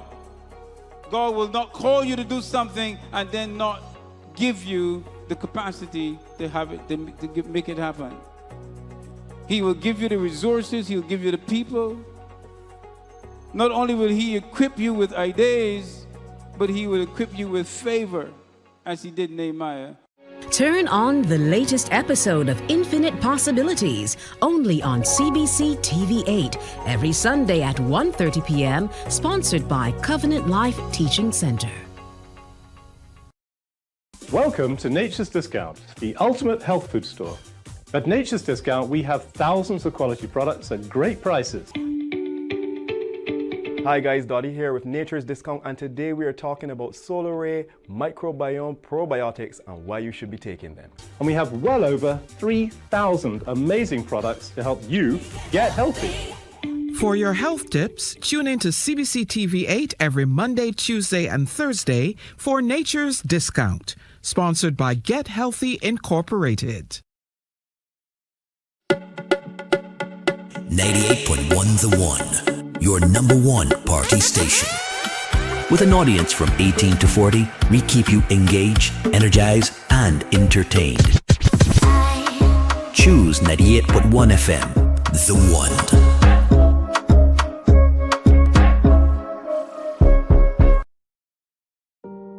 Hey there, it's Mahalia. I want to share something that might be really helpful. If you're feeling anxious, overwhelmed, depressed, or lonely and have no one to talk to, call Lifeline Barbados. We all face struggles at times in our lives. You're not alone. There's no need to feel ashamed or embarrassed. It's okay to reach out for support. Lifeline Barbados is completely confidential. No one else will know you called. They're there to offer a caring ear and guidance without judgment. And fellas, I want you to know, Morning, morning, morning. Good morning. Good morning to you. 20 minutes now to go to 8 o'clock on this International Men's Day. And so we turn our attention now to an activity coming up real soon, hosted by the Archives Department. I'm happy to be joined by the acting chief archivist in herself, Stacia Adams. You have one of those names that sound real American in politics. Yes. You've been told that. And also the menswear line. Yes, like the branding. That is true. Yes. That is true. So welcome to Mornin Barbados. Thank you, and happy International Men's Day. Thank you very much, and to you as well. Have you seen our decoration? It's lovely. Yeah, Beautiful. really creativity from the young people of Barbados. It is. From the One Family program, the brilliance that they're doing. And so I'm saying all of that to say sometimes we forget our past and our history. We don't give acknowledgement to who we are and where we are today. And so I know you're having a mega genealogy marketplace. Yes. When you say mega, you're talking big. Big, because it is at Carifesta House. It's going to be held at Carifesta House the 29th of November from 10 a.m. to 5 p.m. You know, the theme is a celebration of Barbadian ancestry, culture, and community engagement, because we're nothing without the community. Yes. And we have a range of events. So what's happening on that day at the Mega Genealogy Marketplace? Okay, we will have ancestry searches where our very capable staff will be on hand to assist in your genealogical research, as well as presentations on how to get started. There'll also be source material being shared, you know, that we have at the archives that could assist in that regard. There'll be stalls showcasing information on Barbados's connections to the Celtic communities, East Indian, British Guyanese, Panamanian, and Liberian communities. There'll be spin the wheel so that you can win prizes in terms of archives as well as BTMI merchandise, because there are collaborators, the Barbados Tourism Marketing Inc., local games such as Potter, Worry, Dominoes, stick fighting demos, and training sessions. So many things. There's a lot going on. There's a lot. I like what you're doing with the video presentations, though, because sometimes we hear the stories from those who are older than us in our family. Yes. But to see it, then it perhaps triggers, you know what? I remember my grandmother said that my grandfather went to India, for instance, but perhaps I have relatives there, and it starts the trace of our genealogy. And it starts the conversation. Yeah. And that's the whole point. So when you show up at the Mega Genealogy Marketplace, you get opportunities now to really begin to deepen your understanding of the stories your grandparents probably told you. You do. You do. You know. Also, a children's corner. A henna artist will be on site. Tales of yesteryear from the National Library Services, Radio Bimshire, you know, all those tales, those oral histories by Alfred Pragnell and Jeanette Lane Clark. Thought-provoking lectures, movies from our local filmmakers. A mixologist concocting some delicious local brews. Traditional, full day out. Traditional Bajan food, everything. I mean, it's happening on a Saturday anyhow. And it's on a Saturday. Full day out at Carifesta House. What time does it begin again? 10 a.m. to 5 p.m. All right. And while you come, when I'm coming to the Mega Genealogy Marketplace, to begin my search, what at least should I come with? You need to come with some dates of baptism, marriage, burial, death, something to start on. If I just come with a name? If you would just come with a name, we would inform you to collect some information beforehand from older persons, neighbors. Or scrapbooks you may have at home. Scrapbooks that you may have at home. perhaps some records, because if you know your great-grandmother was born in 1900, you know her mother's name, you could still do some calculations and some approximations there, right? So we will be on hand to help, but it serves to come with some information to buttress the search. Yeah. Because I know my great-grandmother's name. I can't tell you her date of birth. You know, women never share that information. You just know that she always had black hair. Yes. And so, you know, that kind of thing. So you just know that. You may have heard that she might have originated in St. Andrew, for instance. That's enough of a start, you believe? Right. But what about your grandmother's my actual grandmother's information right. then? Her, which will be her daughter. Right. If you can start from there, we could help along in that process. Okay. So suppose your grandmother was born in 1912. We normally say a childbearing years anywhere between, say, 15 and 35, average. Right. So you take 15 from that 1912, you take 35 from that 1912, and that range we can check for you in to establish when your great-grandmother was born. So we do some approximations. This is fun, folks. This is why we should show up at the mega genealogy marketplace, and it's mega simply because of all of the other activities that are happening there. So we're going to be upscaling, you know, so a lot of activities. Are you seeing a lot of people, Barbadians who live here, really coming to the archives department and getting on this genealogy trace? Yeah, there are, you know, because genealogy is rooted in who you are, your identity, your family group. It gives you a sense of self and a place of belonging, you know. It anchors you to a particular geographical area. You know, in this month we're celebrating St. Michael, right? But this is for regardless of whomever, wherever you are, you know, wherever you are. Yeah, even in the diaspora. Yeah. Yes. So if I'm overseas, how can I do a trace with you? You could email us, right?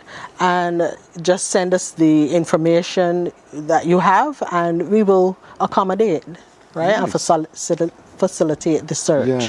And then so we communicate by email. And we communicate by email. That is interesting. Yeah.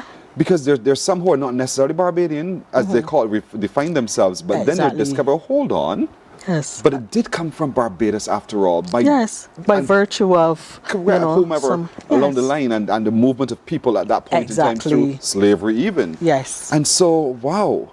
All of this happens in genealogy tracing. Exactly. It is a wonderful history lesson, we believe. And so we want to encourage all of you to show up at Carrie Festa House on the 29th of November. That's a Saturday from 10 in the morning till 5 in the afternoon. Yes. Nobody's going to close. Well, there are doors to close, but nobody's going to say, get out, get out, get out, get out at 5 o'clock. Yes. If your process is ongoing, they'll accommodate you with you as well. Come with some basic information of facts that you have already discovered. Bring that and begin the trace. They will help you discover, and you can work along with your experts as well as we do it, right? Yes, of course, and you can continue the search thereafter at the archives. You know, you can make an appointment to come in. Our opening hours are 8:30 a.m. to 4:15 p.m. Mondays to Fridays, and we'll accommodate and help.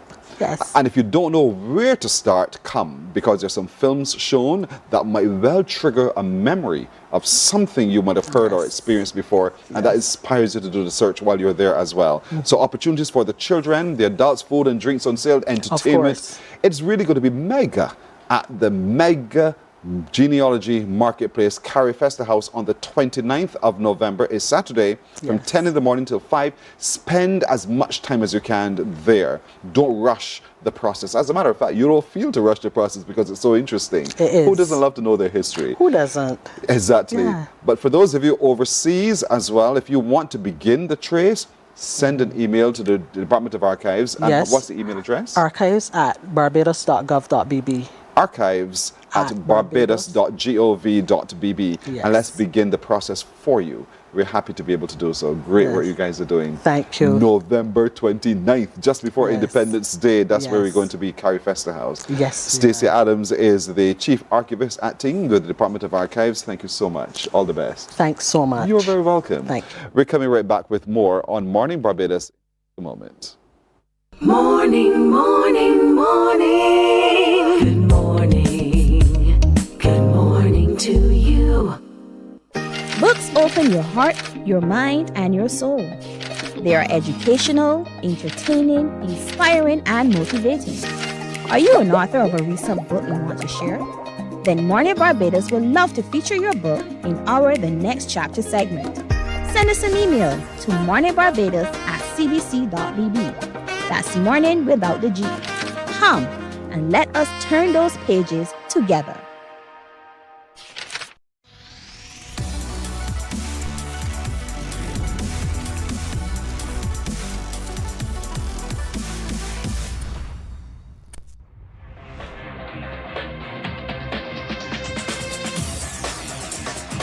Week after week, Scold presents exciting reports and documentaries on the most varied topics of our time.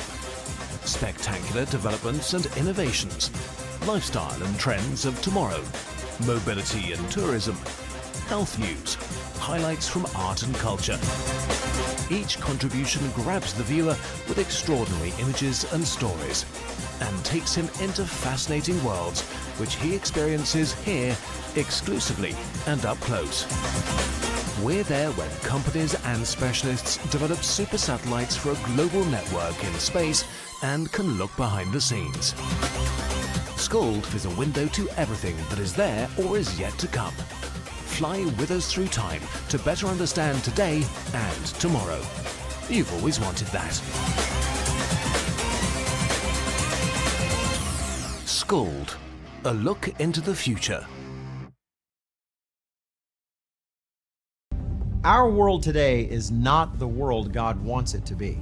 One of the reasons which will surprise many is that our planet... Morning, morning, morning. Good morning. Good morning to you. We're 8.5 minutes ready to go to the hour of 8 o'clock as we turn our attention to an activity happening at the University of the West Indies, that really puts women and everything into context. It talks about truth-telling and inscribing Caribbean women's agency into text. That's the name and the narrative of a lecture to be given. And so joining me as we talk a little bit more about this is Dr. Tonya Haynes, who's the head of the Institute for Gender and Development Studies, the Nita Barrow Unit. Good morning to you, Dr. Tonya. Good morning, Pearson. Thank you so much for having me. You're welcome. Good to see you again. Yes. I like the title of this lecture that's coming up. You know, it talks about the women's agency, and this is not a building. This is their capacity to make things happen and do, and to be able to document. I'm reading this correctly? Absolutely. Okay, so first of all, I do have to acknowledge that this is the 31st Caribbean Women Catalyst for Change lecture, and it's a lecture we do every year to honor the legacy and memory of Dame Nita Barrow. Yes. So this is a lecture that absolutely celebrates her, and this particular topic on memory, truth-telling, and inscribing Caribbean women's agency into text, I think is particularly fitting. So it looks specifically at that period of the 1930s, important period for all of us as Caribbean people, important period as well in thinking about Dame Nita Barrow's own legacy. But this spotlight this time is on women in St. Kitts. So we have a wonderful guest speaker, Dr. Hermia Martin Anthony, a scholar, a community organizer, someone who had a long history also working in the public service in St. Kitts. So a very dynamic and varied sort of biography, and who did some research on interviewing women in St. Kitts on their roles, the fight that they had for social justice to transform, their own societies and by large the Caribbean societies during that very crucial period. And it's so brilliant that she was able to capture the voices and experiences and the wisdom and the truth-telling of these women before their past about that critical role that they played in those uprisings in St. Kitts. As you know, the 1930s uprisings across the Caribbean, yes, that would then usher in a range of progressive social policy changes that all of us are benefiting from, enjoying today. So to learn about St. Kitts, women from St. Kitts and their role in shaping that, their demands for change, for social justice, and the ways that they fought to transform society, but we can also think about the ways in which their own efforts wrote them into text and was able to write them into history. So we're especially excited about that. We keep thinking of St. Kitts as this little tiny island there. But listen, it's powerful and packs a big punch. The riots that transformed the Caribbean really started in Belize, but St. Kitts was a part of that trajectory as well. Ours was 1937. St. Kitts also had that very early intervention activity happening as well.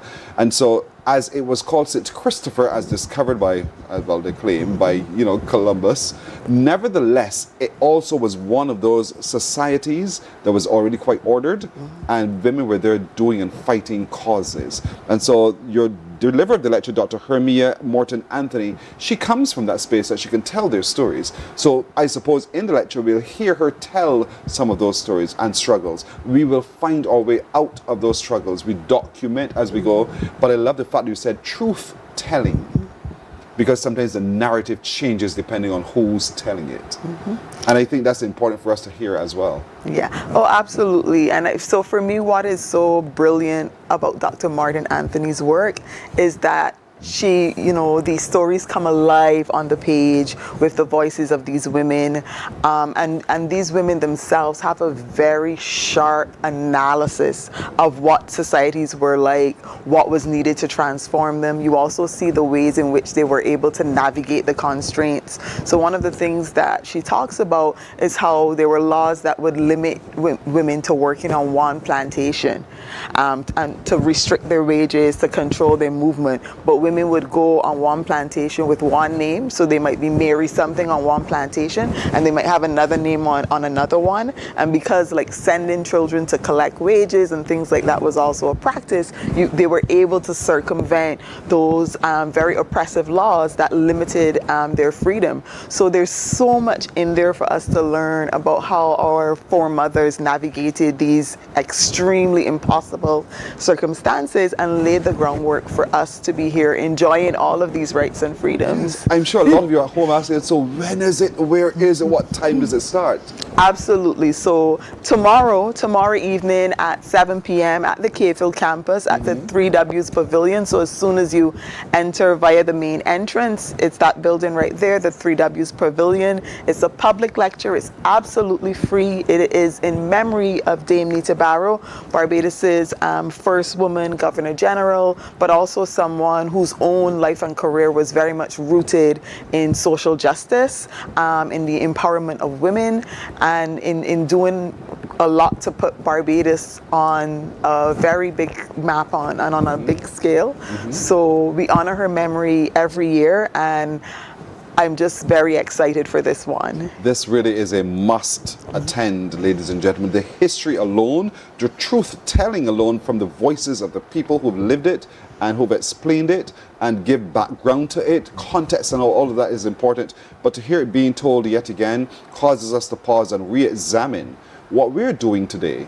If we are faced with a challenge like that, what are we doing today faced with today's challenge? How are women being creative, and how have women been creative over a period of time?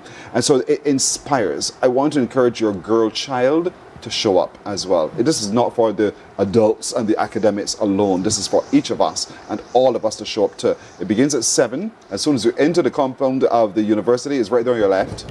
Can't miss it. First building right there, park.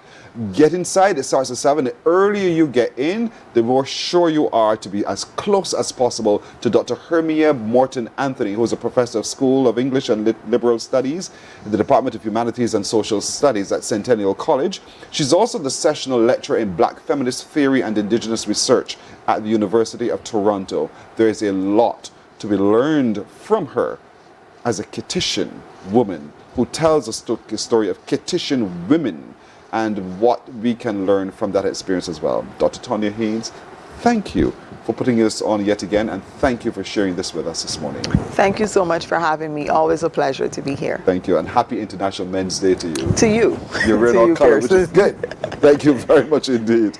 Well, that's it for today, everybody. My little crew joins me in saying to all of you, make the best of today. But before I go, I got some good news for you. Yeah, man. Alex Chandler, who we had on the show as we were leading up to the Taste of the Caribbean. Look, that's the mixologist. He sat right across from me right there. He has won the Creative Bartender of the Year for his use of Amaro Zero Angostura. Well done, Alex Chandler. We are so proud of you as Barbadians, and happy International Men's Day to you as well, Alex. Well done. You represented Barbados handsomely at the Wyndham Grand. Well, that's it today. The little crew joins me in saying to all of you, happy International Men's Day. Be it the will of the Lord, we will see you tomorrow. Bye-bye. Wake up.